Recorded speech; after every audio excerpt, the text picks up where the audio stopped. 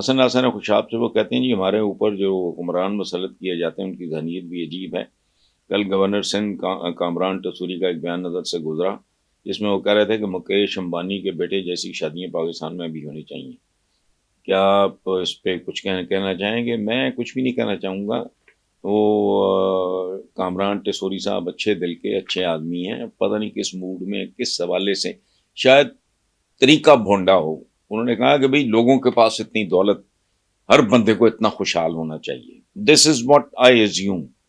Otherwise ہم کم از کم میں افورڈ بھی کر سکوں تو میں نہ کروں.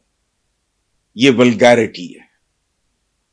جس ملک میں ہندوستان کا بھی حال ہم سے بہتر ہے لیکن وہ حال تو نہیں ہے.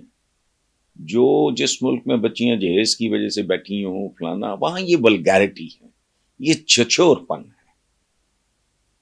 تو اس لیے میں تو اس سے اتفاق نہیں کرتا، لیکن میں اس کی انٹرپریٹیشن کوئی اور کروں گا کہ ان کا مطلب یہ ہوگا کہ خوشحالی اتنی ہو. بہرحال تو مذاکرات تو چوروں سے بھی ہوتے ہیں، ڈاکوؤں سے بھی ہوتے ہیں، یہ آپ یاد رکھنا.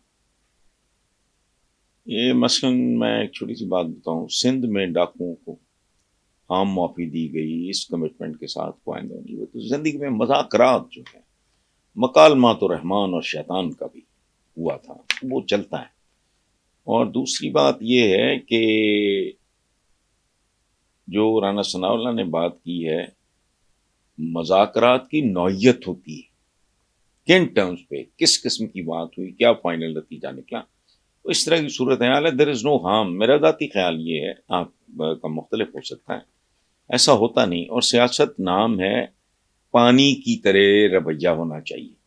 کبھی آپ برف بن جاؤ، کبھی آپ بھاپ بن جاؤ، کبھی آپ بہنا شروع کر دو. چشمے کی صورت میں آسمان کی طرف بہتے ہو آپ، بارش کی صورت میں آپ، آبشار کی صورت میں آپ زمین کی طرف آتے ہو. تو واٹر بیہیویئر کہتے ہیں اسے. باقی جو آپ منا سمجھو، میں بہت پرانی بات نہیں کر رہا. پارٹیشن کے بعد بھی ٹی وی پہ جو فلمیں بنی ہیں، خواتین سینما ہال میں رونا شروع کر دیتی تھی کہ اگر ہیرو کو ٹی بی نکل آئی ہے، یہ ہیروئن کو دیے تو اب نہیں بچے گا. وہ باہر نہیں گئے علاج کے لیے کہ بات لیک نہ ہو جائے. اس لیے میں کبھی کبھی نا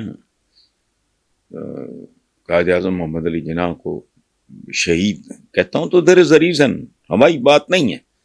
وہ کیا تھے؟ جذبات تھے، لیکن جذبات کاہے کے لیے تھے؟ حضور کی آنکھوں میں آنسو آئے زندگی میں. ہمارے آقا سے بڑی مثال انسانی تاریخ میں کوئی نہیں. جب امیر حمزہ شہید، جذبات تو انسان کی پہچان ہے، وہ منفی یا مثبت، اس میں تو کسی چیز کا کوئی قصور نہیں ہوتا. ایک ہتھیار ہے، وہ کسی ڈکیت کے، کسی چور کے، کسی ڈاکو کے ہاتھ میں ہے، وہی آپ کے وطن کے محافظوں کے پاس ہے تو کہانی بدل جاتی ہے. سو جذبات اصل میں دیکھیں، جملہ آپ نے بھی یہی لکھا ہے، اس کا مطلب ہے آپ کے لاشعور میں بات موجود تھی، آپ نے اینڈ پہ لکھا ہے. لیکن کیا یہ سچ نہیں کہ سیاست پہ جذبات کا غلبہ اسے کمزور کر دیتا ہے؟ بالکل کر دیتا ہے. کسی بھی جگہ اور رشتے میں جذبات کا غلبہ کسی چیز کا نہیں سوائے خوف خدا کا اور اس سے رحم کی توقع کا، حضور سے محبت کا. کوئی اور غلبہ. مجھے یقین کریں، مجھے بہت شرم آئی کئی سال پہلے کہ جو تند خو ہے وہ ہم میں سے نہیں ہے. لیکن الحمدللہ میں گفتگو میں تند خوئی تو مدت ہوئی میں نے چھوڑ دی ہے، ذاتی گفتگو میں.